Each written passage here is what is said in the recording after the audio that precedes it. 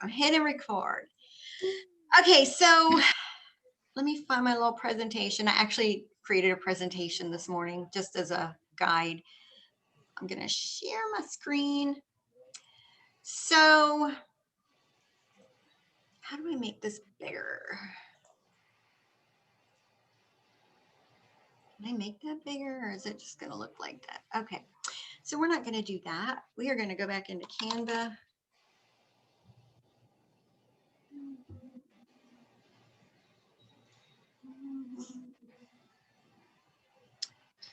And there we go.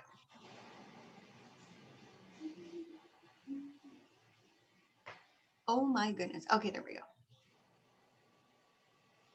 And present. You just created this? Yeah, well, it was off the template I had from a previous presentation I did. So This is nice. It's nice. thank you. I like It's that. is our faces covering any of the words? Like, cause my thing of your faces is okay. I guess your faces are how you put it on your own screen, huh? Like you can move it if it's covering things. Okay.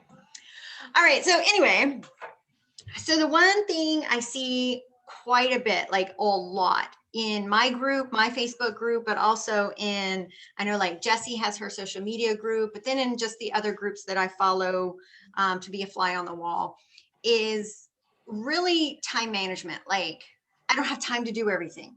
Like I'm having to I can't do this because I'm too busy doing that. And so when I actually like kind of dive into a lot, like some of them will reach out to me and I'll like kind of ask them some questions. And usually the problem is not that, well, I mean, I guess the problem is the issue is they're trying to do everything.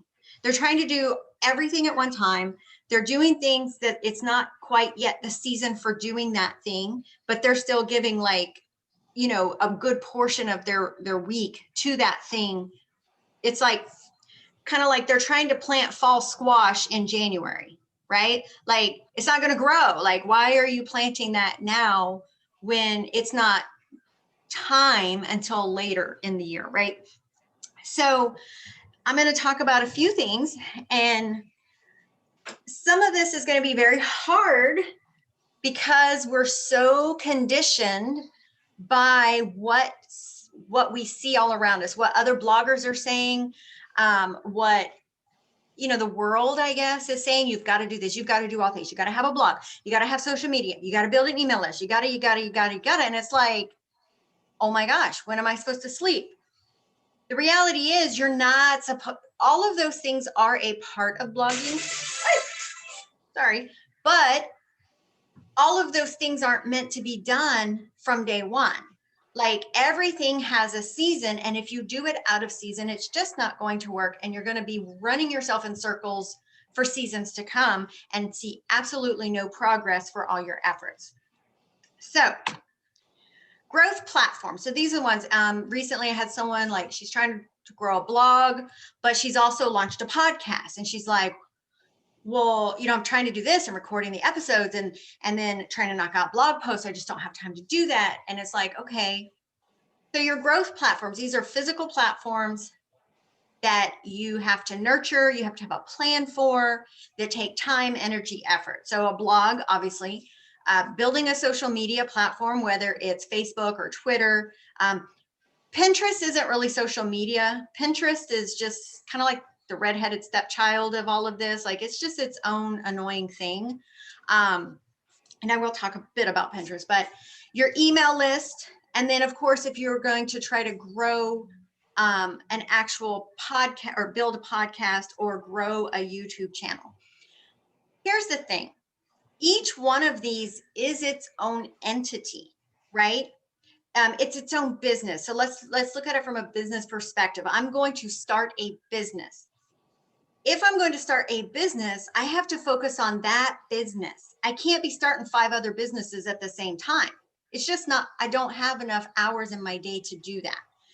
Even more so if, like for me personally, I do this full time. So I have a lot more time than some of you. If you have a bunch of kids at home and you're trying to do school, like homeschool, or maybe you have a day job and you're trying to lay the foundation to eventually leave that day job to make blogging like your full-time income. So you have less hours in the day than maybe I do, right? And so we're going to talk a bit about that in a few slides, but each one of these listed here requires a plan for that one thing. And yes, all of them are interrelated. Like social media is a part of your blog, right? Because once you have a blog, you want to promote it on social media. Once you have a blog, you want to grow an email list. With a blog or without a blog, you may just want to be a podcaster or a YouTube, but it could also be an offset of your blog, right? So they all are interrelated. But just like with, I like to use the people analogy. So you have parents, right? And parents have siblings, and the siblings have kids, and the kids are cousins, right? Of all the siblings, all of them are cousins. You can't have cousins until you have parents, right? If there were no original parents, then there are no siblings to produce the cousins, okay? So you have to focus on one thing first. Pick one, whatever, and this is going to come down to goals. Part of being effective and productive with your time is knowing exactly what your goal is, your main overarching goal. Of course, you have many sub goals, like smaller goals that help you get to the bigger goal, but you still have to have that one ultimate goal, which is to build one platform, right? You cannot effectively do them all at the same time. Pick one, focus on building a solid foundation for it before trying to move on to the next one.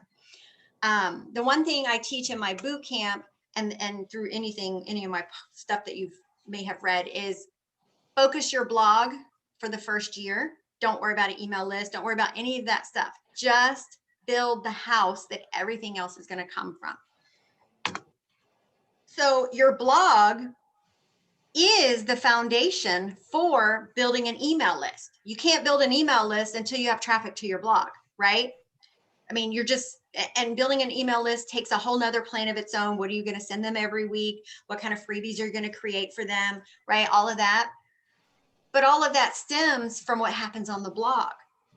The same thing for if your goal, your long-term goal is to create substantial income or consistent income. Your blog has to be the focus, not the making money. If you're trying to make money before you even have your business built, like before you even have the foundation, the slab on the ground for your building, what are you doing? Like, it's just the wrong season, right? So productivity versus being effective and efficient. So productive versus effective. I do the weekly goals sometimes, like, what are your goals for this week? And I'll see things that people put on there. And part of writing it down is also to help you like stay focused, because we know when we write our goals down, we're more likely to try to work on them. The problem is what I see in goals for 1 week, when you look at the individual tasks that you're setting for your weekly goals, are you just putting stuff up to be busy, right? Like, I did this and I did this, I'm going to do this and this and this and this. Okay, great. I got them all done. I was so productive this week. How do each of those tasks, the things that you spent time on this week, actually convert to your goal? So let's say your goal is, trying to grow your traffic, your organic traffic, which in the next couple of slides, we're going to talk about why that should be your goal. But in a single week, let's say, so again, I have this full time, but let's say for those of you who have a lot of other stuff in your life, like homeschool and jobs and other things. And so on your to-do list, you're like, I'm going to write 2 blog posts. I'm going to do this and this and this on social media. I'm going to create 10 new pins for Pinterest. I'm going to do, and you have all these things. And then at the end of the week, you got them all done. How many of those things actually brought traffic to your site, right? A lot of the busy work. One thing people used to do was create really cool Pinterest boards for their, like covers for their boards on Pinterest. So when you went to their profile, it was all pretty and aesthetically pleasing. That's a complete waste of time. Yeah, it looks pretty and you feel accomplished because you like got them all done. That has zero impact on anything other than what your eyes are seeing, right? So understanding the tasks that you do, and again, a lot of the tasks that we do because other bloggers said we need to do them or we see everybody else is doing it. But you have to stop and discipline yourself to say, how is this going to help me get traffic to my blog? Organic traffic. And that's important to understand organic versus, y'all know how I feel about blogger threads, right? You leave a link and everybody else copy or does the thing and you have to do theirs. That is just a complete waste of time. That's not real. You should never do it. Don't ever do it. If you feel the inclination to do it, slap yourself or something. I don't know.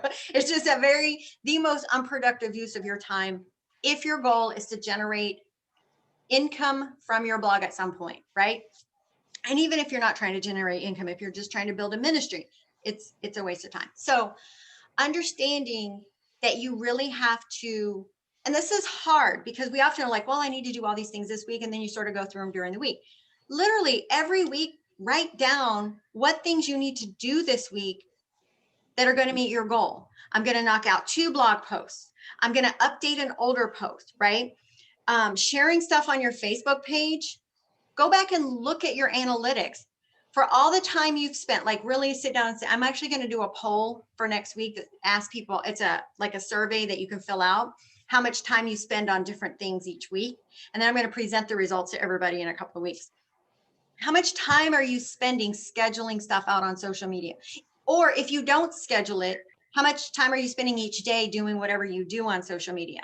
Facebook pages are just like pouring money down the drain, so to speak, right? Not money, but your time. Because sharing it on your Facebook page, unless you're paying Facebook, they're not really going to be that great in showing it to people. So of all the time you spent trying to post stuff on Facebook, go back and look how many clicks actually got to your website from that, right? I'm pretty much figuring it's like maybe less than this much. Same thing with Pinterest. If you're spending a ridiculous amount of time, and when I say ridiculous, I would say anything more than 30 minutes a week is ridiculous to give Pinterest. So however much you're giving Pinterest, go look at your Pinterest, and don't look in Pinterest analytics, look at your Google analytics, because that will give you a more accurate, because Pinterest analytics are weird. They don't even make sense half the time.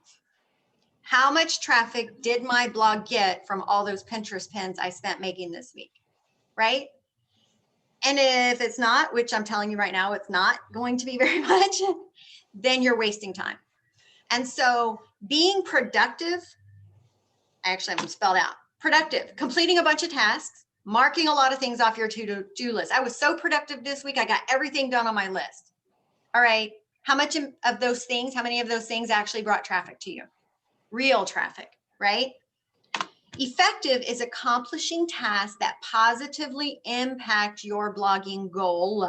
Goal, no S, goal. You have to have a goal. Don't set a bunch of goals. What is the goal? My first year with Kingdom Bloggers, my only goal was traffic because I wanted to reach Mediavine so I could have passive income from my ads, right? Everything I did, I would say, how is this bringing traffic to my site, right? Writing new content. At that time, Pinterest was sort of friendly. And so spending some time on it did bring some traffic, not anymore. I didn't do social media other than publishing a new post the day it published. I didn't like schedule stuff out to repeat or any of that. I don't engage much on Facebook at all. I wasn't creating products. I wasn't doing all those peripheral tertiary things, whatever you want to call it. My goal was traffic. And if it wasn't going to be me traffic, I didn't do it, period.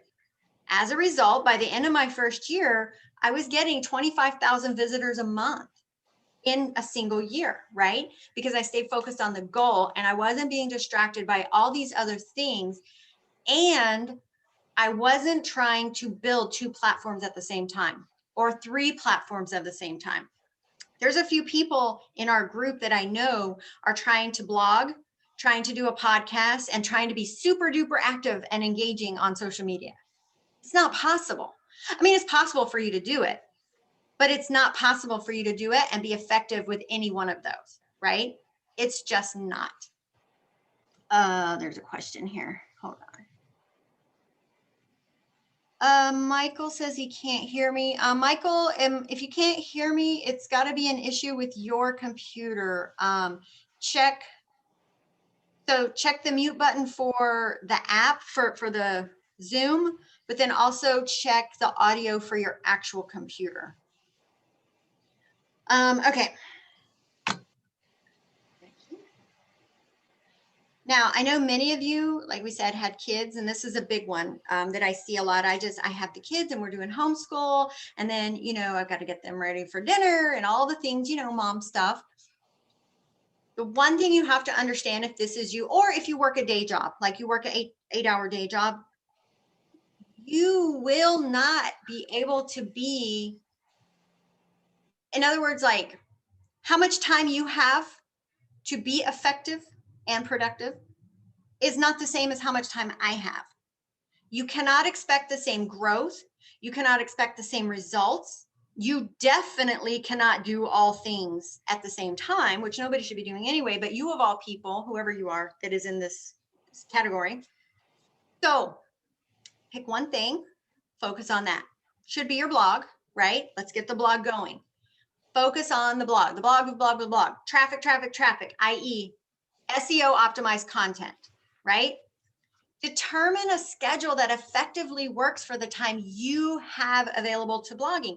If you can only get in 1 hour a day, then figure out, like, you know, we say one blog post a week is ideal, but if you can't do that and be good, effective in the writing of it, then don't try to do one a week. You want to be effective and impactful with that time. But you surely can't, if you only have 1 hour a day, be doing a blog and trying to engage people on social media and all those other, you just can't do it. So stop, like slap yourself. Like when you try to go there, just slap yourself. So, and I know it's hard because we feel that we have to, like, because all the bloggers say we have to. No, you don't. I promise you're not going to die. I promise you're not going to die if you don't do these things. So work on your blog. It's important to have a plan, right? Planning is a big part of this. You should have a blog plan. That plan includes all the blog posts that you are going to write for the 12 months of the year, whether that's one a week, so 4 a month, or whether maybe you'd only do one every 2 weeks. So first create a plan. Don't just be like, okay, it's Monday, I have an hour, what should I write? Put it to paper.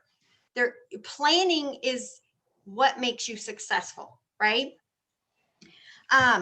Okay. And also, because when you have kids and life and 2020, 2021 on top of that, even if you think you have an hour a day, we always lose that hour as moms, right? Like there's that 1 hour, and then for whatever reason, your kid decides they're going to get diarrhea or like break something. And then you're like, this is my blogging time, leave me alone. I've actually had moms tell me that they snapped at their kids because the kids was interrupting that 1 hour of blogging time mom had. It shouldn't be that way. And I'm not ridiculing anyone. We've all done it. But if it's to that point that you're snapping at your children or your husband or getting mad, then you're doing it wrong. You've overcommitted.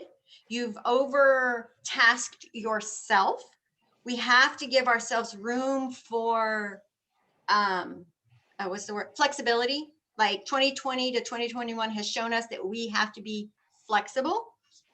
And so if you're to the point that you're just always mad at your family for interrupting that 1 hour that you have a day, then one, maybe you should step back and look at your life schedule, like how you have that aligned, because a lot of times, you know, we've had so much change lately that we haven't really reset our life structure to coincide with the craziness that is the world now, right? You got to change that. You can't be how you were back in 2019. It just ain't going to work. If that's how your homeschooling was before and how it is now, you probably are having more gray hair now than you did 2 years ago.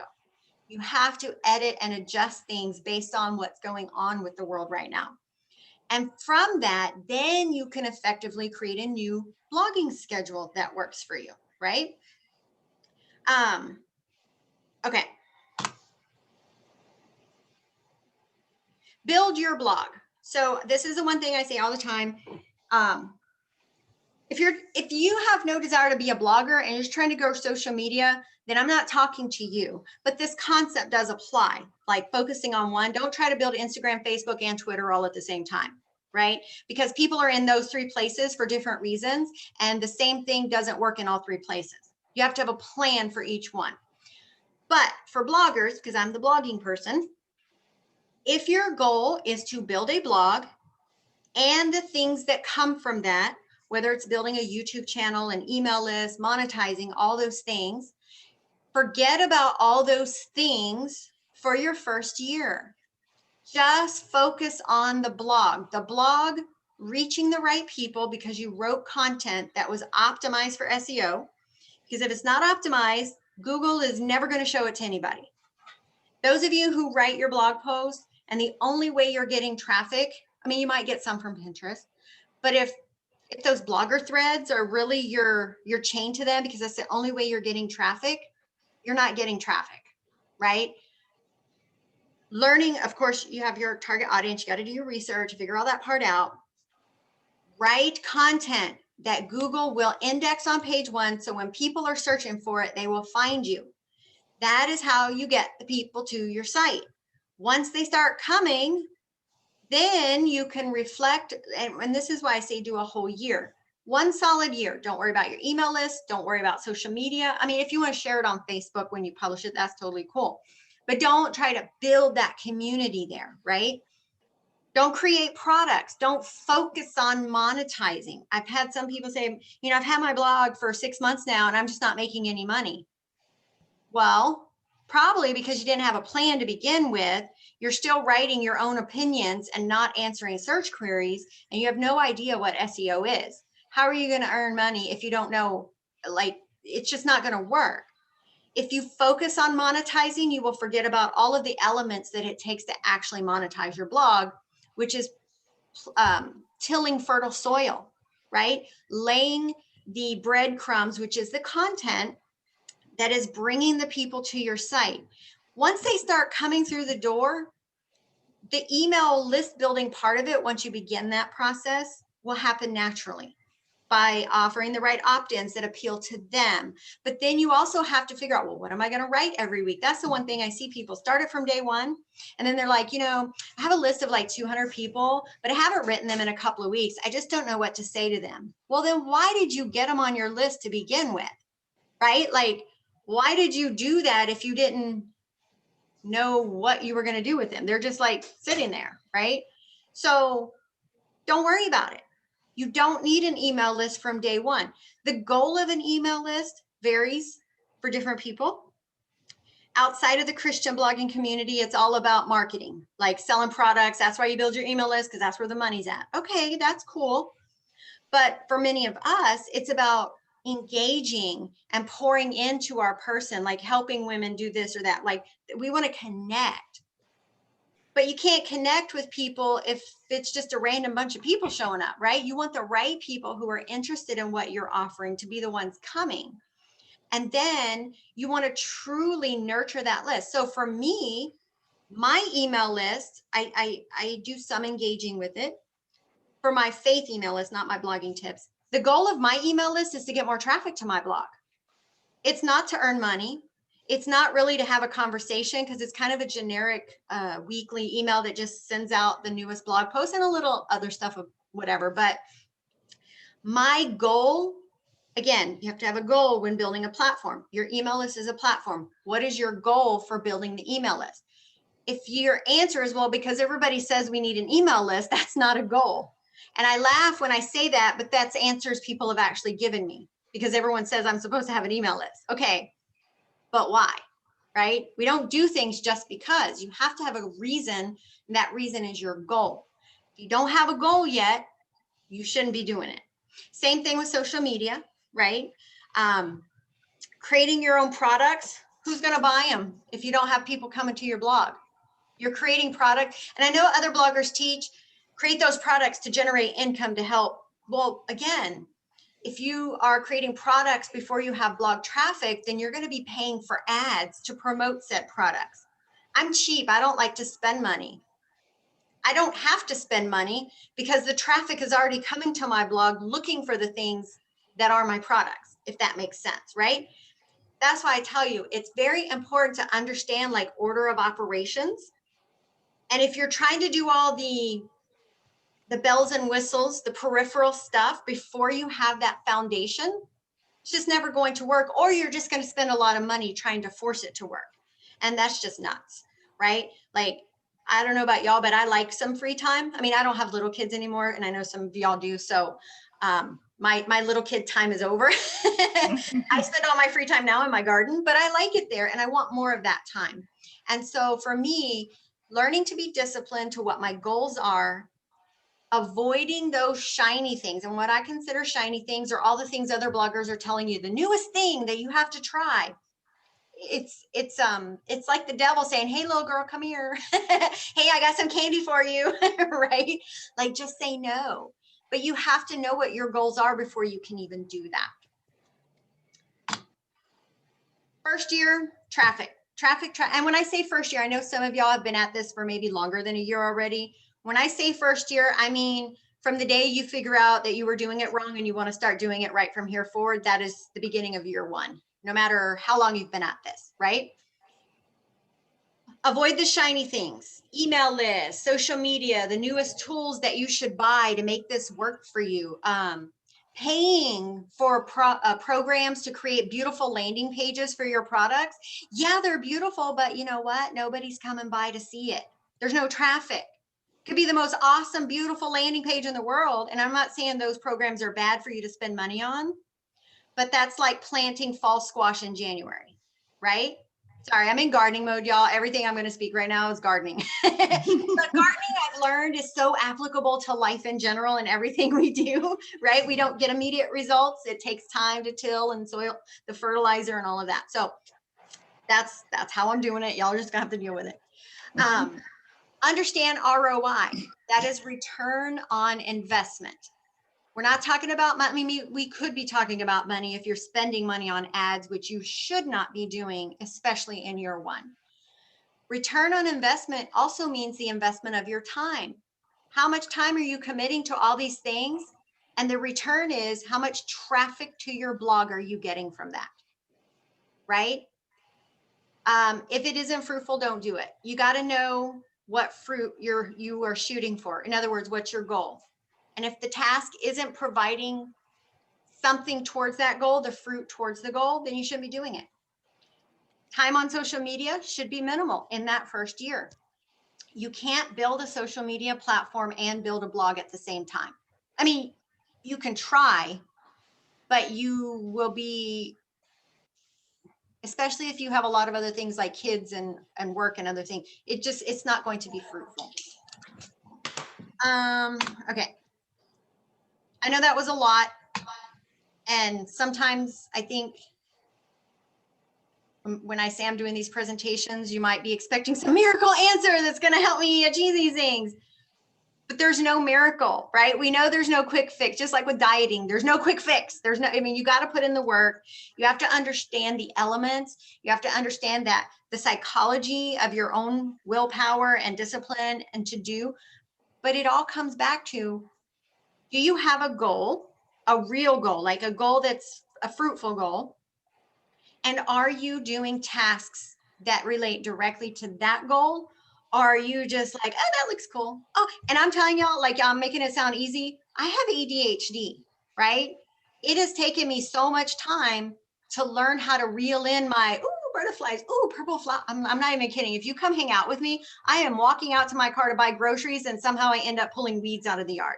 Like, and my husband's like, I thought we were going. I'm like, hold on. And then I find a bug. And then I'm like, and he's like, oh my gosh, could we just go already? So I get the frustration of all the shiny things. But if you want to be effective with this, you have to discipline yourself to what your goals are. Don't get off on, if you find yourself on rabbit trails, and I'm not going to lie, I find them often, reel yourself back in or figure out how to make that rabbit trail fruitful.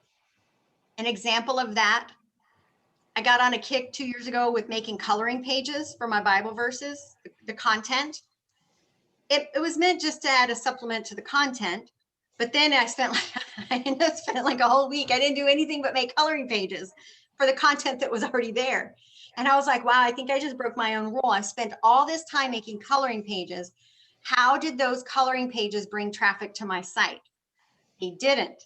So what did I do? I created a page on my blog for the coloring pages and then put a bunch of Pinterest pins out there. And now I'm getting traffic to my site from that one page. So I turned my habit into something fruitful. you can't always do that, but you've got to be disciplined enough to realize when you're getting off track. And I promise if you do that and you understand how each of the, like I said in the first frame, the first presentation thing, bye honey, there's blog, there's social media, there's email, there's the other things like podcasting and all that. Got to pick one. You cannot build all of them at the same time. And if you have limited blogging time, whatever the goal is that you're working on, you have to figure out what is effective and doable and feasible for you. And don't try to compare, well, she's got all, definitely don't try to compare yourself with how much I do, because I mainline coffee in the morning on top of my ADHD. It's just not possible. Please don't do it. You might die, right? Like, but don't compare what you see another blogger doing, because you don't know how much time they have to commit to their task. You also don't know where they're at. Are they a freshman? Are they a sophomore? Are they a junior? Are they a senior? You know what I mean? Like where they're at. Are they in year one? Or have they been doing this for 2 or 3 years? So they have different goals than you at this point, right? And so it's very important that you understand what your goal is, and that you, well, understand your goal, but more importantly, make sure it's the right goal for your season of your blogging. Okay. Open questions, feedback, specific. Go ahead, Lynn. So you're talking about email lists. So is it okay though to still have a, like on my blogs right now, I have a subscribe to my email list kind of thing. Plus I have subscribed to the blog. Is it still okay to start with that year one? Well, I'm not saying don't do it.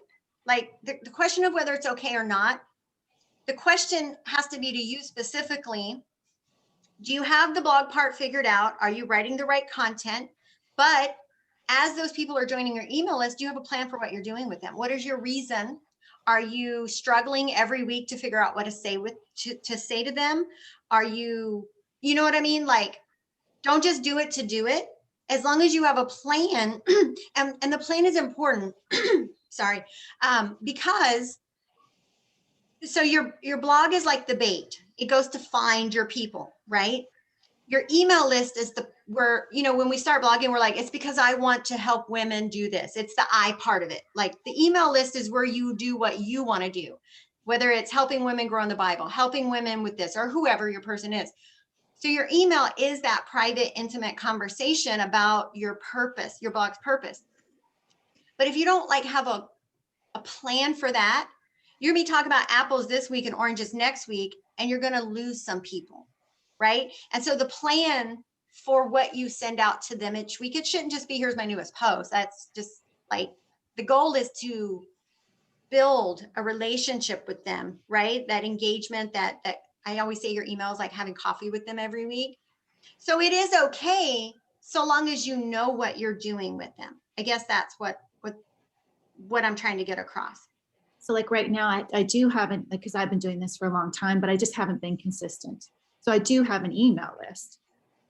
And do you check, like, you say you're not consistent. So you ever have that friend that you just can't count on, right? Like, right. You know what I mean? Like consistency is, again, what is your goal for the email list? Ask yourself that. What is my goal in building this email list or having this email list? And then how am I accomplishing that goal? The goal is what you're sending them.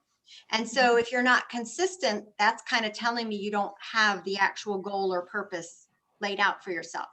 So I'm not saying just ditch it and scrap it. I mean, I don't know how many you have, but the emails that you do send out, do you look at how many people are opening them? Actually, yeah, but I haven't sent one out for like ever, right? So probably for like 7 or 8 months. Like I don't. Okay. So when you do send it, they're going to be like, who dis? Like, yeah, exactly. You know so could you actually have eventually, like that's what I'm wondering, should I just take that off my blog, or can I eventually just kind of have like a relaunch? You can remove the doorways for them to sign up. Just take it off for now. Like the ones you have. I mean, honestly, if you sent an email out today, hey, are you still with me? Sorry, I took a nap for 8 months. Like, be funny or whatever. But ultimately, if you haven't emailed them in 8 months, I would just delete that list completely get rid of the forms on your site and start fresh when you have a plan. Because like what do you use for your email? Like MailerLite, ConvertKit, or Pimp. so at some point, are you paying for it? No. But at some point, depending on how many subscribers, even if you're not writing them, they're still subscribers, you're going to have to start paying for MailChimp, right? Why are you paying for something that you're not even using or nurturing? That's what I'm saying. So if you literally have not sent anything out in 8 months, my advice, get rid of the forms, scrape the list, like literally just delete all your current subscribers. They haven't heard from you anyway in 8 months. They're not going to miss you, right? Figure out what your goal and then create a plan for that goal and then put the forms back on your site once you know what that is. Once I have the traffic though first, right? Well, yeah, I mean, you can put the forms there, but if people aren't naturally visiting your blog, then nobody's going to sign up anyway. But just in case one random person shows up right now, you don't want them to sign up if you're not emailing them Monday or whatever day, right? Just one quick question is, because I sell more services than products. Mhm. Services, okay? Like, Yeah, services is okay. Yeah.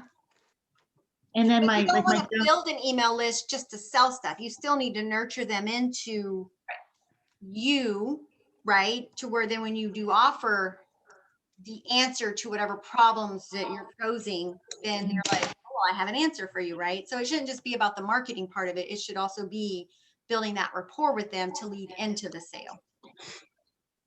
Okay, thank you. Mhm. All right, who's next?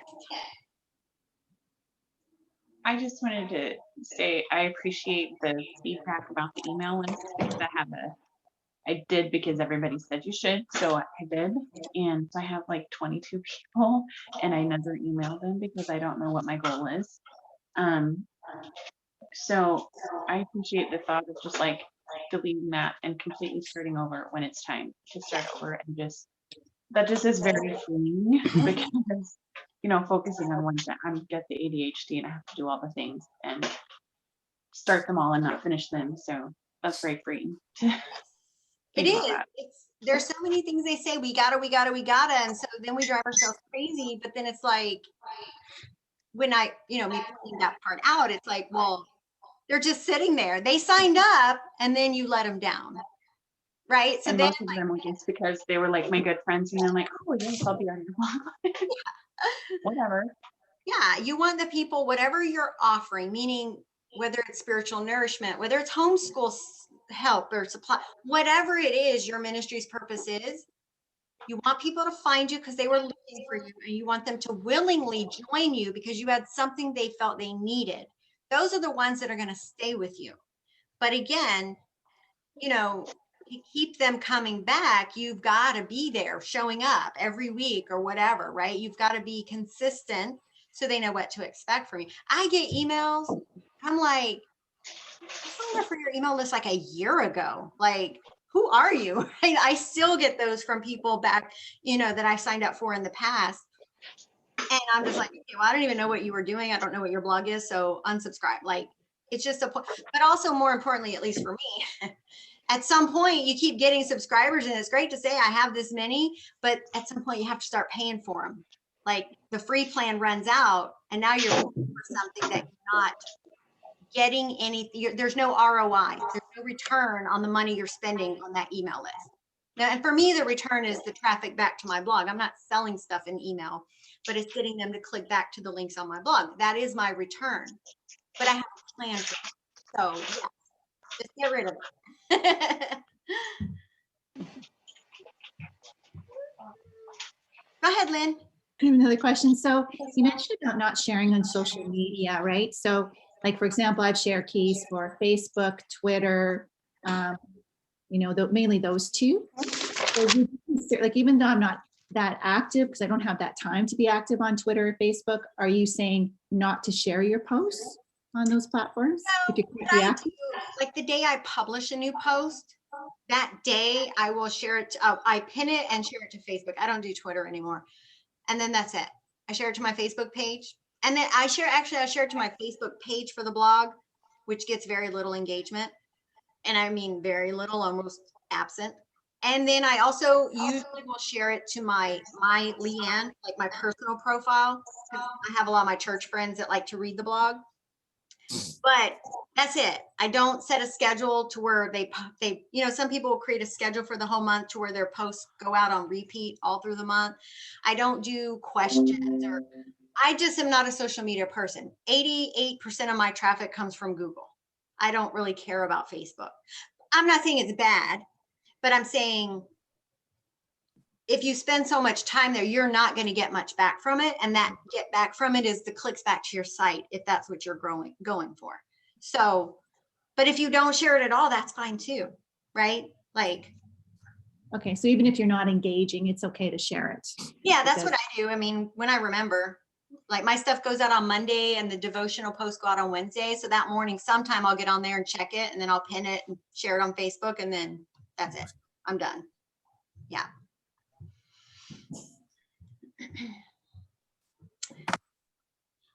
Sandy says, I have a question that has nothing to do with this presentation. Okay, hold on. Let me open up your whole email. When you include a scripture card in a blog post, I know the photo in the post is a JPEG, but when they download, should that be JPEG or PDF? So you're talking about like the one that you saved like to your cloud drive for them to physically download. Usually what I upload to my cloud drive, if it's just one single picture, like one page, I'll do JPEG. But if it's like multiple, like if it's a coloring book or something that has multiple pages, I'll save that as a PDF. I mean, it really doesn't matter, but if it's multiple pages, people like to have a single file to download. But there's really no right or wrong answer to that one.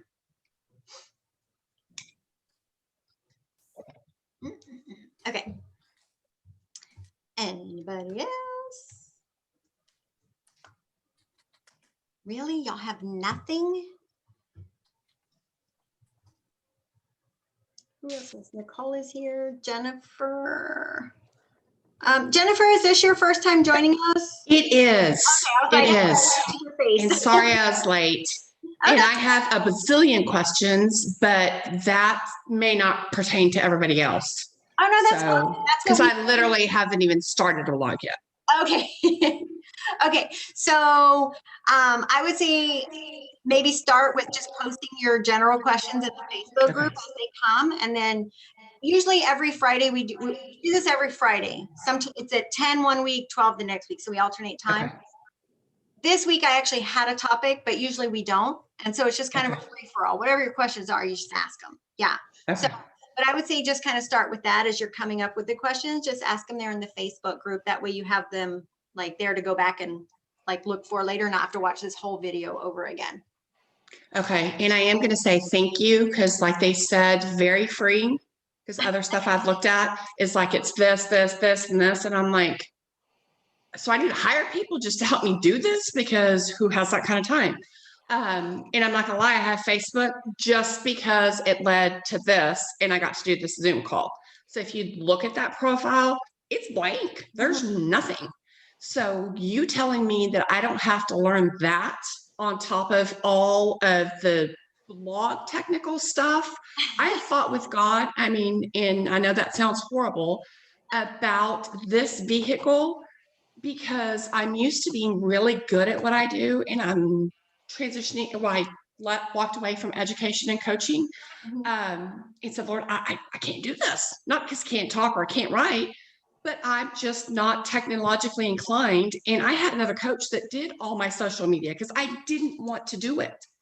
And I said, and you're asking me to do what? So just thank you because it has taken a load off on that end. I'm so glad. Yeah. And it's, again, I don't want to say social media is bad because it's not. Obviously, that's how most of you found this group, right? Like the groups. But it's just important to understand, again, the timing and how to use it to reach your goal, right? And not get bogged down. Right. I mean, we use it for our personal, like to Give me a minute. people use it just to be angry on Facebook and yell at everybody. But there's a purpose in our personal lives for it. And that purpose is not the same as how we would use it as a business, right? And I say business, even if you're not monetizing, you still have to look at it as a business, right, like how to make it grow. And depending on your overall like long-term goal and what you're offering, Facebook may be beneficial, like selling products. And if you want to pay for ads later on, that's fine. But again, in due season, in due time, but you can't do it when you don't even have the fundamentals in place, right? I'm on my 10 o'clock call. So yes, I'm so glad. I love when I see people get that I'm so free. I know. So if I get nothing else from today, that itself was worth stopping everything. So thank you. You are so welcome. Okay. What else? What else? What else? What else? I love to free people. Mike says chatbots on the website. Yes or no? Are there chatbots?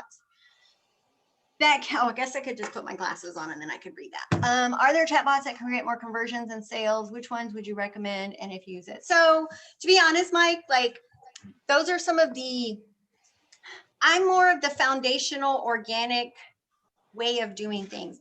The chat box, I mean, you end up having to pay to get the good version of those, and they can be beneficial, but it also depends on what your blog is offering. I mean, if your blog is literally, or your website is there to generate sales of a product that you sell, then they can be good. I don't have any experience whatsoever with them because again, I go the organic cheap way. So I can't give you any recommendations on ones to choose. So for me, again, there's lots of programs, lots of tools out there that are very good on the business side of things to help you like boost, but you can't boost until there's something to boost, right? If you think about it that way. And just to put it in perspective, so Kingdom Bloggers, we are starting on, well, we're in year 3. This month, we are reaching 100,000 individual people every month. So 100,000 users, right? Every month. 88 to 89% of that comes directly from Google, plus the other search engines. A little tiny bit comes from Pinterest, some from my email. In other words, most of it's coming from organic. My sales of like I have things on Etsy, which are linked through the blog. I have affiliate marketing, Amazon. I probably generate anywhere from $150 to $200 a month from Amazon. And that right there can tell you that I'm not making money from being a blogging blogger, because that's all, or the Amazon has nothing to do with blogging. It's like journals and devotionals and, that kind of stuff is what's there. All of that happens for basic, I say free. I mean, I'm paying for the service of the website. So obviously it's not free, but I'm not paying for ads. I'm not paying for all those little extras to boost. And chatbots are more of what I would call the boosters. So it's like to take you to the next level, but you first got to get to a level, right? And that happens by writing content that's generating the right type of traffic to convert the sales on whatever you're selling. And the best way I can explain that is if you say had a devotional book that you wrote on mustard seed faith. Instead of paying for ads to try to sell it on Facebook or elsewhere, just write a piece of content about mustard seed faith. So when people go Googling, what is mustard seed faith? They land on your post and they're like, oh, you have a devotional? I'd really love to read that. That's an organic. And for me, that concept is stop trying to sell stuff and start trying to serve your audience. And when you're serving them, serving their needs is what they went to Google for. When you serve that need, those sales happen without you having to like sell your soul for marketing strategies, right? Because some sales tactics are really yucky. You don't have to do that, right? So if you go back to the basics and just focus on, now, if you already have products, and I know some people do, in a perfect world, don't create products until you have the people. You can use the data from your people to determine what products you should make. Perfect example. If you go back and you look and your mustard seed faith was your #1 organic post, then you should create a mustard seed devotional, right? Like either way. But if you already created the products, look at them. What are they? What are people likely to search that would lead them to maybe wanting this? If you have a great prayer journal, well, that's easy. You should have something about how to use a prayer journal or the best prayer journals or something about prayer journal, because you want people looking for the idea of prayer journals. they're more likely to buy the one that you have in your post, right? And so that's where you're, you know, they say what comes first, the egg or the chicken, right? Like, if you already have the stuff, then go back and put the right soil to bring the right people who would want that thing. But if you don't have the things yet, then bring the people so you know what things to then create. My coloring books are really the only thing I create are my coloring books. They're all based off the content. After the first year of traffic, I went back and saw what my top traffic queries bringing the most traffic to my site were. And I did basically coloring books focused on those verses. And so those little coloring books are in those top traffic posts. And therefore now people are like, every day I'm getting that cha-ching thing from Etsy, because that's where I sell them from. They're just linked on the blog. And they're all coming from those top traffic posts. So I'm not having to sell them. People came looking for the idea, the topic, the verse, and then here's something that supplements that from a Bible study perspective. And so if you use that approach, you don't have to spend money on ads. You don't have to spend money on fancy marketing software, lead pages and all that stuff to help you make landing pages for sale. You don't need all that. I don't use any of that stuff. He says you can sell Etsy to sell digital products. Oh yeah, Etsy's physical and digital. Printables are huge on Etsy. So printables being digital products. So I have Bible verse coloring pages. People have prayer journals, Christmas planners. I mean, whatever your thing is, just go to Etsy. Okay, bye, Sydney. But yeah, so you sell it on Etsy, which is a marketplace. So if you do have products of your own to sell and you don't have yet the blog traffic that you should, see if it's something that sells on Etsy and create, you know, sell it. Even if you sell it like through where it's a direct pay where they pay you through PayPal or whatever, go sell it on Etsy too. Etsy's a marketplace. It has its own search engine, right? People literally go to Etsy.com to search for things. And so upload it and sell it there. That way, maybe it can generate some money while you build the traffic on your blog to then lead to it. Yeah. Okay. Yeah. Marketing and sales. I hate salespeople. Like we all, okay, we're not supposed to hate, we're Christian, but you know what I mean, right? Sales is ugly, tacky. I mean, it's just all about the sale. And that's actually what got me out of secular blogging, because I'm like, no, I don't want to do those strategies. I want to serve people and have some things for them to supplement their Bible study. And even if you're not a Christian blogger, this same concept applies, right? But stop trying to sell. Like, you know, when you go in a store and the salesperson is like right in your face, like, hi, can I help you? Do you want me to get that? Like it. Can you just like back off, get out of my space, you're in my True. circle. But if they don't bother you, if they maybe stay where they're at and they're like, welcome, and they're like, they stay there, you go about, you know what you came in there for, and you buy it. But sometimes when they're hovering, it's like going to a car dealership. I always take my son, he's like almost 6 foot and he's a big dude. I take him with me because when I go by myself, they hover, right? He knows nothing about cars. I know more about cars than him. But the fact that he's a guy, they don't hover as much, right? So don't be that person that's like, here, you've all been on Christian blogs where you're like, oh, they're totally trying to sell me this. Could you just let me read like your stuff? And it's like, you've got to buy this. And every post starts off nice, but then that's why I created this thing for you. And you're like, oh, you're just trying to sell me something, right? Don't make it about that. Don't try to sell anything. Offer options based on what got them to your blog in the first place. It's going to sell like wildfire. I mean, once the traffic takes off, of course. It really is a simple concept, but I think it's hard for people to get their head around just because we're all older. And for however long we've been on this earth, the marketing strategy is just ingrained in us. You know, it's just what we think and what we know. And so then we think we have to do it, not realizing that we're doing that which annoys us, right? We start doing things on our own blog that annoy us to no end. And then you're like, wait, if I don't like this, why am I doing it? Because it didn't work on me. So what makes me think it's going to work on the people coming to my blog, right? And so when you can just forget it. I mean, and I know it's hard when you are in a, maybe some of you might be in a place where you're like, I really got to generate some money. But you know what happens when we get into desperation mode? Nothing good comes out of desperation. We make mistakes, we do things we shouldn't be doing, and we actually do damage. And so, and I say this because I've had a few people, it's like, I lost my job, I got to make money. I'm like, okay, well then make a plan. Don't start doing this, that, and the other, because then you're going to spend some money that you don't have, thinking this thing's going to be your saving grace to help you solve all your problems. It's like the people who buy that magic diet pill or whatever, right? That was me back when I was in my early years. It never solves anything, but I spent money that I didn't have, and I still didn't get the results I wanted.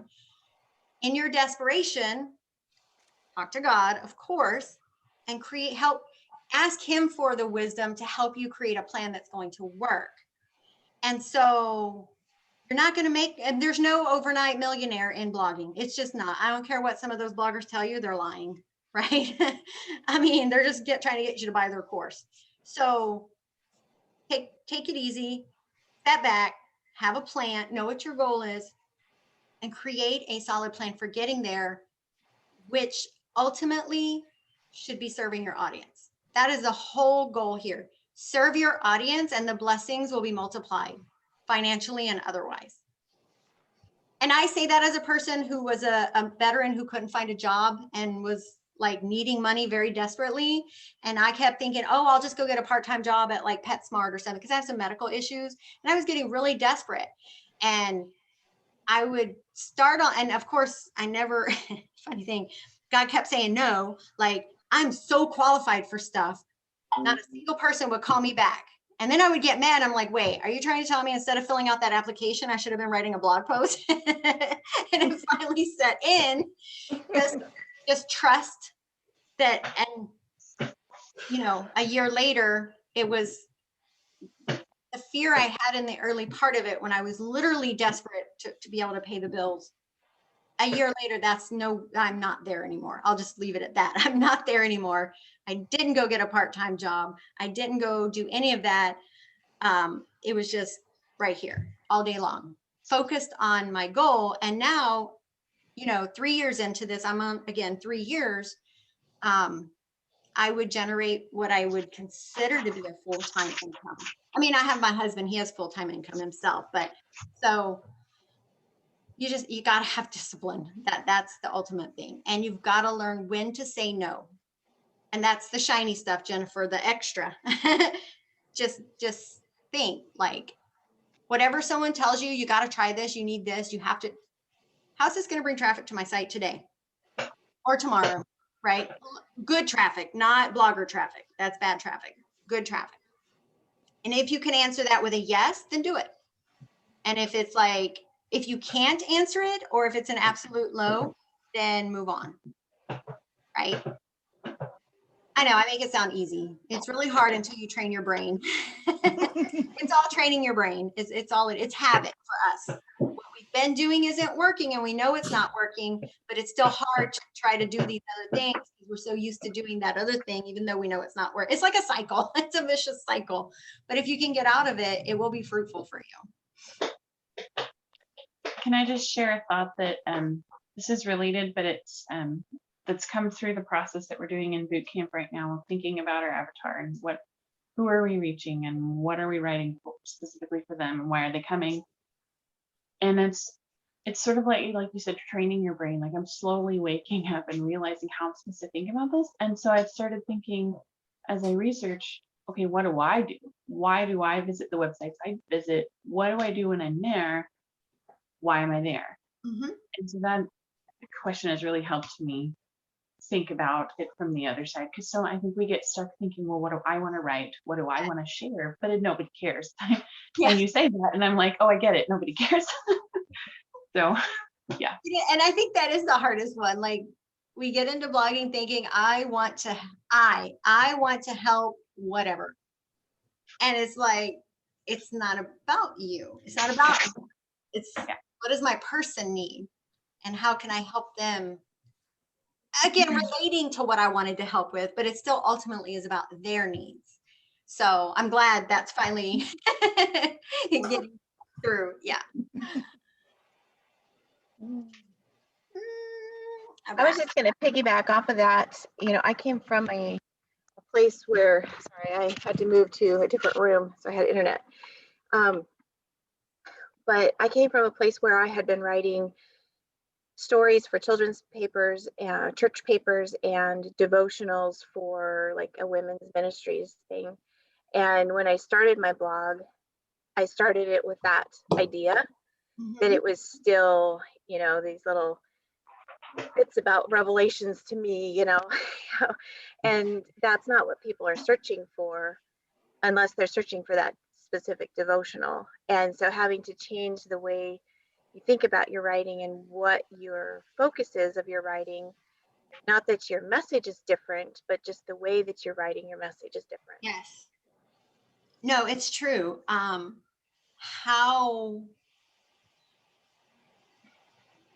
it's delivered on Google is different. Like how we write a book or how we write, like I said in our membership and in the boot camp, you know, books are a creative process, a creative story, a creative whatever. Google, which is what the internet, we're going to say Google search engines, but we say Google because that's number one.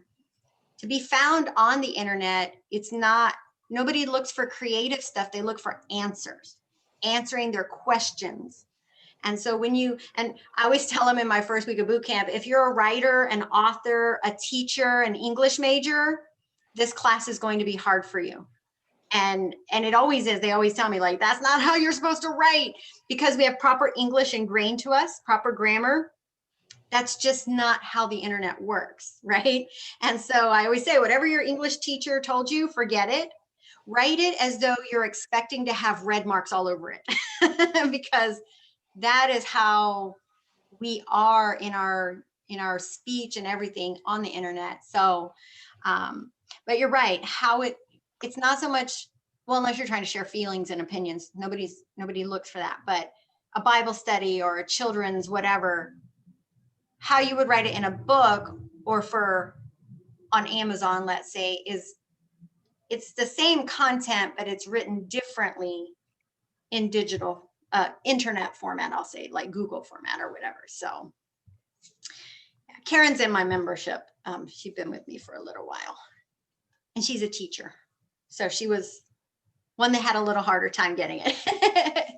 So That's where I'm at. I'm a teacher and coach and taught AP English and Spanish. yeah, you're like my. So I'm going, okay, here we go.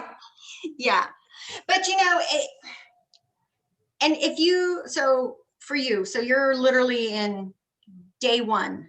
Where do I begin? So for you, figuring out your who and your what is going to be what you have to focus on. What is the purpose of what you're wanting to create a blog? Is it, you know, spiritual nourishment? Is it education? Like, you know, because homeschool is a huge thing right now, and I don't see that going away, even though schools are opening, right? Because of politics, thank you very much, and everything else. More and more people now, moms who have no education degree, are now having to help teach their kids stuff, and they're looking for the resources to do that. So if education is what you want to continue doing, but again, you have to figure out what you want your website's purpose and who it's for. And then from there, you begin into the research of, okay, what are they looking for and how are they looking for it, right? And I always say, I like getting people who haven't yet bought anything like the domain or because once you buy it, the timer starts. In other words, hosting is like for 12 months, you're paying for it. So if you buy it and then you don't know what you're doing with it for 4 months, you just wasted 4 months of the pay, right?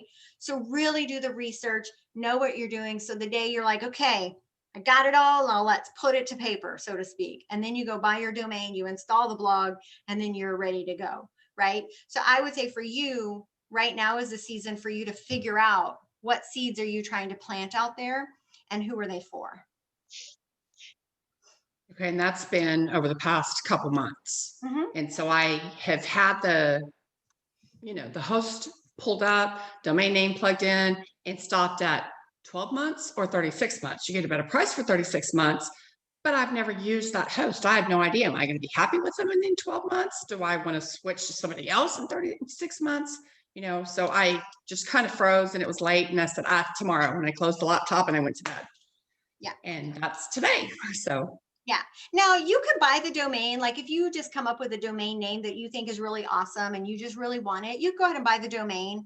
You renew that every year, but you're going to own that forever unless you decide to change it, right?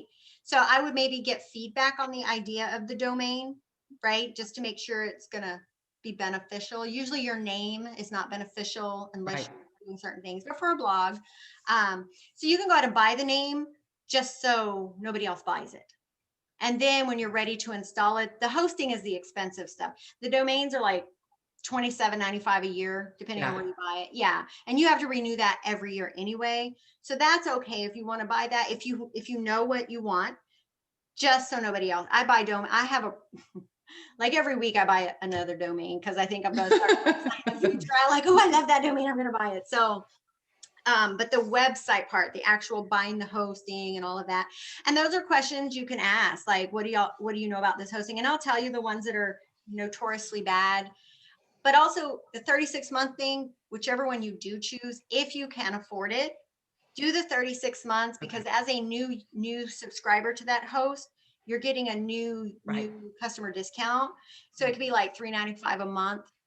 That locks in for the 36 months. Because if you only do it for 12, you're like, ooh, $3.95. And then in a year, when you renew, it's like $10.95 a month. It is like, whoa. And it's like 3 something from 37 something, or it's 142 for 3 years. Yeah, that is. Anybody use DreamHost? I've never used them myself. But I do know that so say you sign up for 36 months and then 6 months in, a year in, you decide, I don't like this host, I'm going to move. They should give you a prorated refund. Oh, okay. Yeah, I was with Bluehost when I first started and I had nothing but problems with them. Yeah. And I was like 6 months into a 2-year contract and they didn't offer it. And they tried to tell me, no, you're past the 30-day money back. I was like, I'm not asking for all of it. I'm asking for the remainder of my contract. And because I said I wanted it back, they were like, oh, okay. Bluehost is really bad about that. They try to get your money any way they can. But yeah, you should be able to get a prorated refund of the remaining portion of your contract. So it's, I kind of did some research. Like I said, the past has been kind of like, Lord, really? And I'm a type A and I need to have a plan and do the research and make decisions. And sometimes I garner too much information and then I end up with analysis paralysis. But kind of went and narrowed it down to SiteGround or DreamHost. So does anybody have experience with either of those? So when I left Bluehost, I went to SiteGround, and that's who I'd been with until I recently switched from SiteGround, but not because they were bad, but because my site was getting too much traffic for their server. And so I had to upgrade to a higher capacity server, which is a good problem to have. Yes.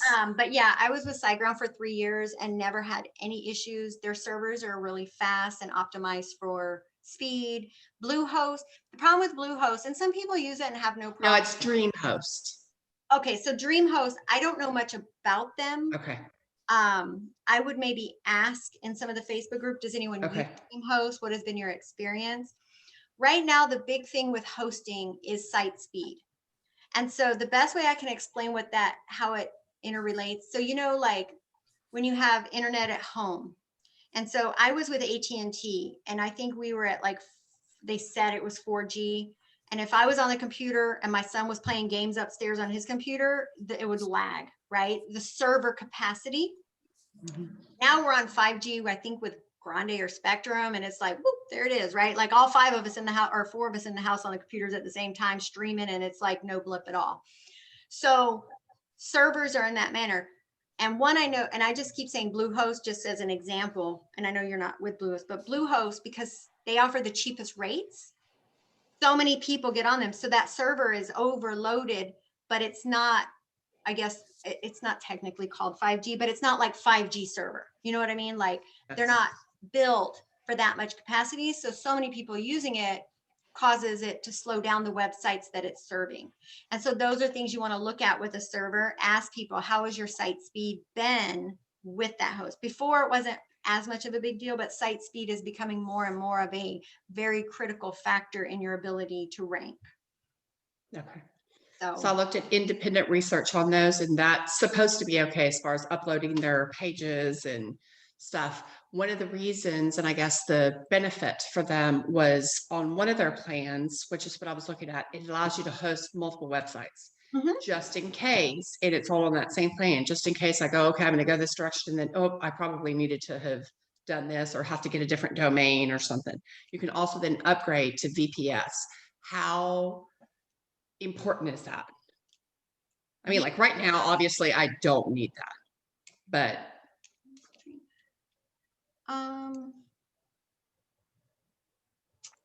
I'm just looking at some reviews. it's okay. Go to dreamhost.com. I've heard of people using them. I've just never heard a lot of them. Okay. So their basic is $2.95 a month. Dream Press. So I'm looking, hold on, let me pull And it. then the next one is the one I'm looking at. The I think it starts at $3.95 maybe.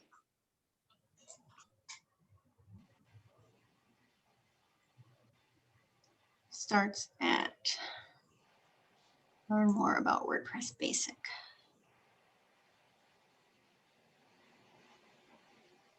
Unlimited So website there domain. you go. Yeah, because it also has the email. WordPress pre-installed. Okay. I'm just seeing what the difference. So The difference is you get the email, unlimited email addresses, and then the unlimited websites, and then the email address is included. yes, so you get this. So I'm gonna just look at something. I'm sorry, guys. I know this doesn't pertain to the rest of you. Oh, no. Other people might have the same question. Okay. So, yeah, all Okay. questions are on the table for these Friday calls. Okay. Is DreamHost good for site?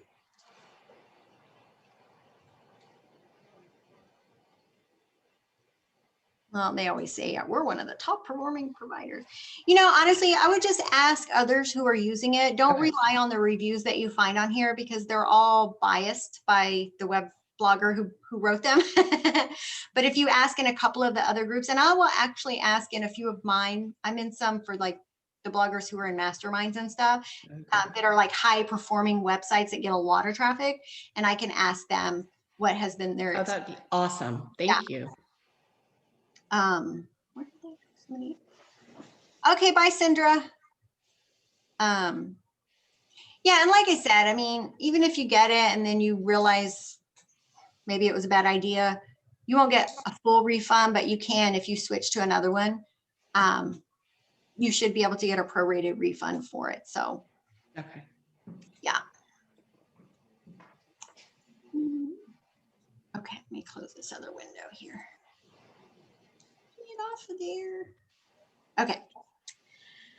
All right, what else? Anybody? We had a lot today. Okay, so next week will be at 12 o'clock noon next Friday. Oh, and Jennifer, just something that you might want to consider. So I'm in my boot camp right now.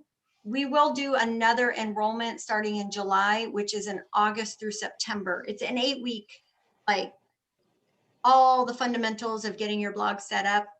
It's more about, I mean, we go through the avatar and some of that, but I think you've kind of figured some of that out. But it's more of getting your blog set up with the back end and the foundational SEO stuff. So we do that over an 8-week period. So it's just something you might want to consider. And that'll be the last class I do this year. I do it 3 times a year. So just some things to consider. It's like me being your blogging mentor for 8 weeks is basically how people have explained it to me. So yeah. Joyce is in it. Karen's Oh, going yes. through it. Yeah. So anyway. It's wonderful. You should join. Ah, thank you. We have so much fun. Yeah, because one of the things I was reading, I read quite a bit of Ruth Sukup stuff.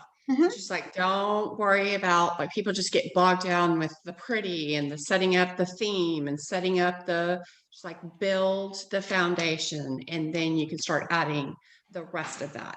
And I haven't even looked at a dashboard yet or seen what that looks like. And I'm not gonna lie, I'm that person who, it was good to be the boss because I could delegate that. And I'm like, I don't have anybody to delegate this technical stuff to. And I'm nervous about it. I'm not going to lie. No, it is, especially, I'm not a tech background, just so you know, like I had to learn this from just watching YouTube videos. Rusty, stop. But it's very rewarding and empowering as you do face it, like I've had a lot of teachers who come in, past educators who were like, I don't know any of this tech stuff. I taught English or whatever. We had a department for that. Yes, you had IT Kind of department. enabled us. So getting in there, it's not as hard as people think it is. It's just Okay. the fear factor makes it Yeah. seem difficult. So once, and my Jesus Online course, it's a free course. It actually walks you through the dashboard. I'm updating some videos now to be more in line with the Gutenberg editor. But those are the things that I try to help everyone understand, because once you install a theme in WordPress, then there's a lot of differences. So different themes make things look differently. And so when you get to the point of actually, okay, I'm going in, and just let me know, and we can, if you run in like, where do I find this button and what's that button? Just ask. Like I try to help everyone understand their dashboard without geek speak, because I'm not geek. Like I'm just a regular person who learned this. And so I can try to help you. And then once you learn, it's like going from Windows to Mac or an Apple computer, whatever, Mac, right? Yeah, Mac. I haven't gone there yet because, well, I just ain't got time to be learning new stuff. Yeah. But once you learn where everything is, then it does become a little more easy. I mean, Joyce, when she got me, she's like, I don't even know where this is. And now I'm like, go to your customizer. And she's like, okay, I'm in my customizer, right? Like, so it definitely will help you figure out how to be your own little IT department. Oh, yeah. Oh, thank you. You're an answered prayer, because that literally, I mean, it's been, even like I had prayer group the other day, there was something, just everything in that devotional, the Bible study was step out, step out. And even I looked something in yesterday's devotional on the email that I got, literally said, just start. Yes, start. And I'm like, but I don't know what I'm doing. And he said, that's why it's called faith, honey. And like I said, I had seen this. I was like, okay, well, let me get a Facebook thing. So just, and that's on my list today, is just start. Just start the website and then let him drive the bus. And have I mentioned I'm a type A control freak? That's a little bit hard for me. I know. So But you can do it. You can this do has just it. been confirmation. So thank you. You're welcome. And we are here every Friday. So you start taking notes of, I mean, you can ask stuff in the Facebook group all week, and I'm usually quick to respond with little Loom videos or pictures or whatever to help you. Okay. But then on Friday, it's better because you literally can ask the question. We can do a screen share with everyone here, and then everyone learns from what you're trying to figure out. So yeah, that's what I created this group for, because so you're new, so I'll give you this speech. So like the internet is, people make us think the internet is bad, right? Like Facebook and just, the media, everything. Yeah. Facebook's a horrible thing. And the reality is, in 2020, 2021, put this into overdrive. The internet's where people get their fill. That's where people are hanging out. But 2020 and COVID and all this, now more people are getting their churches have closed and all of that. And even before COVID, less people were physically going to church. And there are searches, you can do the research to see the queries that people are asking Google. It's things they usually would ask their priest or pastor. And so people, whether it's good or bad or healthy or unhealthy, people live in Facebook. People, not just Facebook, but the internet, right? They're glued to this thing right here. And if we don't, for you, take a leap of faith, right? This is scary. This is the devil's playground right now. And it's our duty. Yes, we still go to church and we meet people on the street and we minister to them or whatever, and we spread the light in the physical sense. But people are now more present in the digital sense. And that's where we have to equip ourselves. And the devil knows that it's a scary thing for us. And so fewer will do it. And so that is like, for me, why I know, like, I'm not a Bible writer. I'm still learning the Bible, but my gift has been this tech stuff, breaking it down to people. And so all of you guys with the gift of that, like, it's my job to teach that to you so that you can take over. Like, I have this, I'm a little crazy.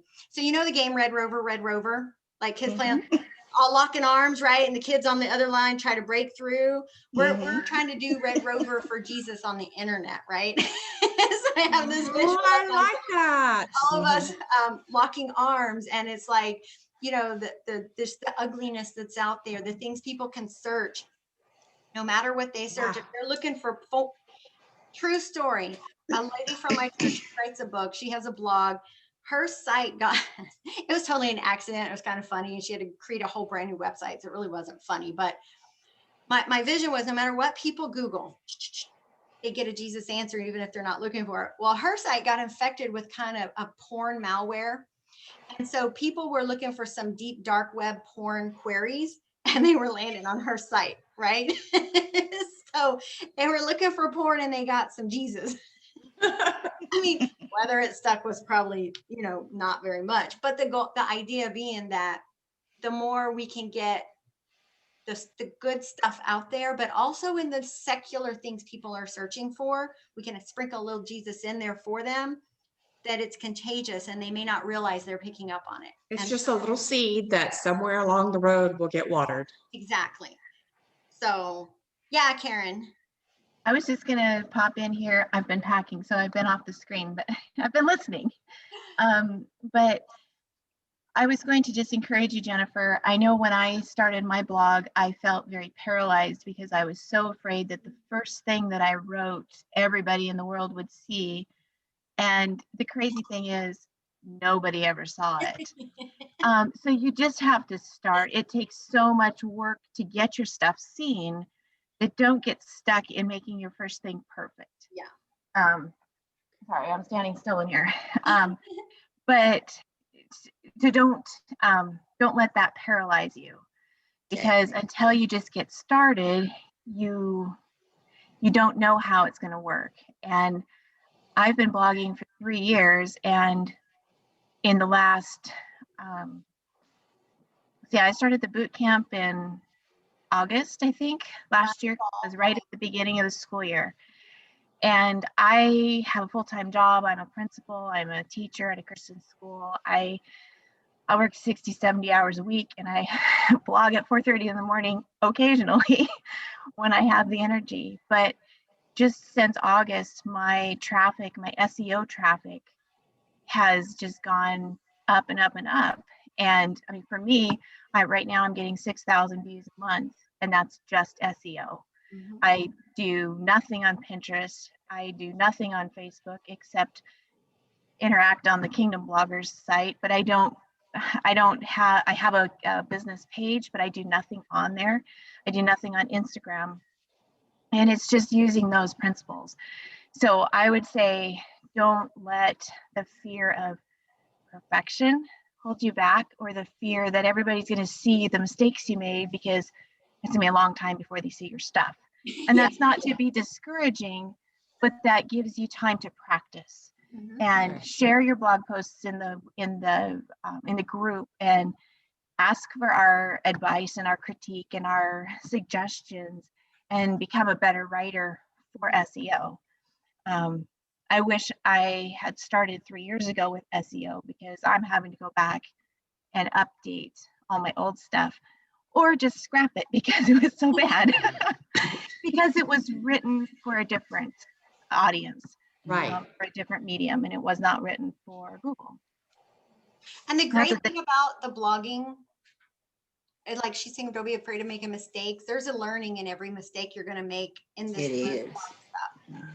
I mean, me getting Kingdom Bloggers, this is like my third blog. My first one was about how to be what it's like to be a woman veteran. I was like, nobody cares. Now I know nobody cares, and that's why it flopped, right? But in that season, I learned stuff that prepared me for this. And so the perfection, we know perfection is a lie. It's a trick of the devil to keep us from doing and taking. But if you don't make mistakes, you're never going to learn anything.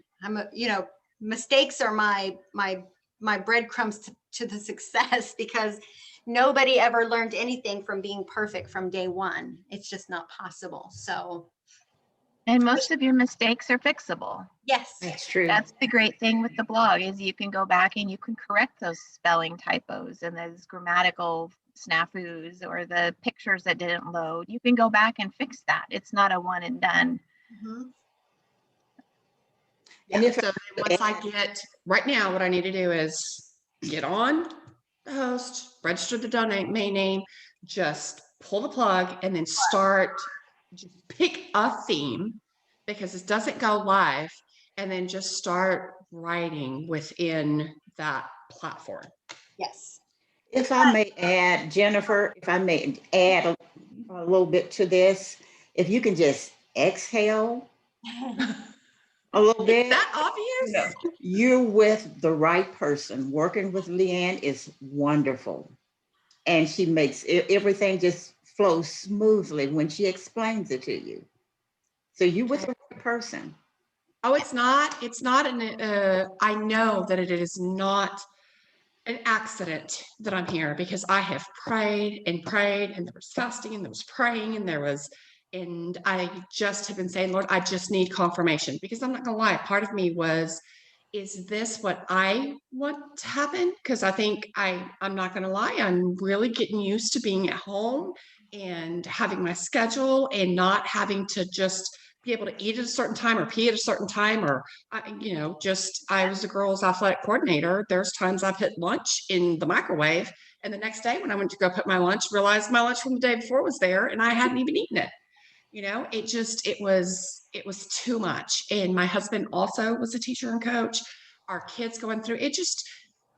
If the devil can't get you to do something evil, he'll just keep you busy and keep you from doing good. Yes. And it just was not working for our family. And I know that for 15 years, that was my calling. There just was a damper pit on that. And it was like, okay, that's done. If there's a new season. Mhm. And pride and ego and self-sufficiency are all things that he has worked on this last year. And so I have been this past whatever, like, Lord, just tell me what you want. Just give me my assignment and then let me go. He's like, it's not time yet. Like, just wait. Everything has been wait. This job comes up. I have people offering me jobs. I'm not that person right now who can't find a job. It's the which job, Lord, and I live in a smaller town, in a tourist town. So there's people who can't find employees, Mhm. and it just every time, and of course my husband's nervous, and God's going, and I said, Lord, why is he upset all the time? And he goes, didn't you ask me? I said, what you're asking me to do, which is sit and wait. He wants me to go get a job, is plugging me in between. I said, why would you ask me to do something that is in direct contradiction to what he wants? He said, well, you asked me to work through you, right? So this is something I'm working through with him also, as far as faith. So when you said that you had applied for jobs and didn't have that, he's like, no, you need to be at home working on this. That's kind of where I feel, but I'm like, I don't even know where to go. So I prayed for that, and here I am. Yeah. Like, well, I just don't want somebody trying to sell me, $4,000, and we're going to show you. But then what they're showing you is how to navigate all those bells and whistles, which you don't need in the first place. Yeah. And, No. and don't believe the fact that other people try to claim, or other coaches will claim, in 60 days you can have a money-making blog. Right. It takes time. Yeah. It takes a lot of time and a lot of work, and it doesn't happen overnight. Yeah, it's one of those, it's a growing season. It's a long, some will harvest sooner than others. Don't get me wrong. Like some, depending on what you choose to write about, but it is still a harvest season, right? Like the planting and the fertile. Right. And so it is definitely not, I say blogging to me is like gardening. Like it's a waiting game, like you are not going to see the fruits of your labor immediately. And like in our group, we talk about don't check your analytics. Don't look at it, right? Like look at it from a bigger view versus that short window, and stay focused on the end result, not the little blips along the way. Those little blips will just get you completely off. Yeah. So, but you're like Joyce said, you're starting in the right place. I promise to never sell you anything. I have my training, which is very intense, but the ladies here sell it for me. I don't. Like, they can tell you themselves what they get from it. And so it is a waiting game. There is no overnight gratification in this, but if you're prepared for the long haul, it will provide those fruits to where if you want to plan for retirement in 5 years and things like that, that's where we are. I'm retired from the military, but my husband wants to retire whenever he gets to that point. So we're laying those seeds now to be able to, work from home and do those things. It's possible, but it's not something that will be immediate. You won't see the results. You just won't see them right away. So were you going to say something, Karen? Yeah, I was just going to say the other suggestion that I would have when you're just starting out is to take the time to go through the I don't remember what your course is, Leanne, finding your avatar. That was incredibly helpful for me. I found that 2 years into my blogging, and I totally changed my focus to be more niched instead of, oh, I'm just a lifestyle blogging. I'm going to write a little bit about recipes and a little bit about cleaning and a little bit about parenting and a little bit about, it really helped to be able to focus where I was going with my blog. And again, that's something I wish I had started at the beginning. But again, I may not have been ready for that at the beginning. And after I had practiced writing things that didn't go anywhere, I was ready to try something different. I don't know. But yeah, definitely, you can pay me later, Leanne. I'm one of those marketing people. But I mean, Leanne's courses have been just tremendous in and those are free courses, Jennifer, the avatar and the intro SEO and the Jesus Online. Okay, so I did the Jesus Online, and then I'm registered for the other two, and they're on my list for today. Yeah. Yes. Yeah. Perfect. That is a great start. Yeah. Perfect. Yep. Thank you. You are welcome. I gotta run, you guys. Good to talk to you. Listen, thank you. All right, bye, Karen. Karen. Yeah, actually, I need to wrap this up too. Yeah. So thank you. No, thank you for coming. I'm so glad you made it here. And again, we're here every Friday, but the Facebook group is anytime you have a question, just go there and post no question is dumb. I always people say, I know this may be a dumb question, but like if it's your question, I guarantee you somebody else has that same question, or they don't know they have it until you ask it. And they're like, oh yeah, I was wondering about that too. Right. So all questions, no matter how. And this is recorded, correct? This video is recorded. Yeah, it'll be uploaded into our Facebook group probably by tomorrow. Yeah. I was like, that way I could get the part I missed at the beginning. Yeah. Okay. Yeah. It just takes me a bit to process it and get it uploaded, but it'll be there by the weekend. Okay. Thank you. Well, everybody have a wonderful weekend. And you too, Leanne. All later. Okay, bye-bye, everyone. Bye, Mike. Thanks for coming. Bye. Bye.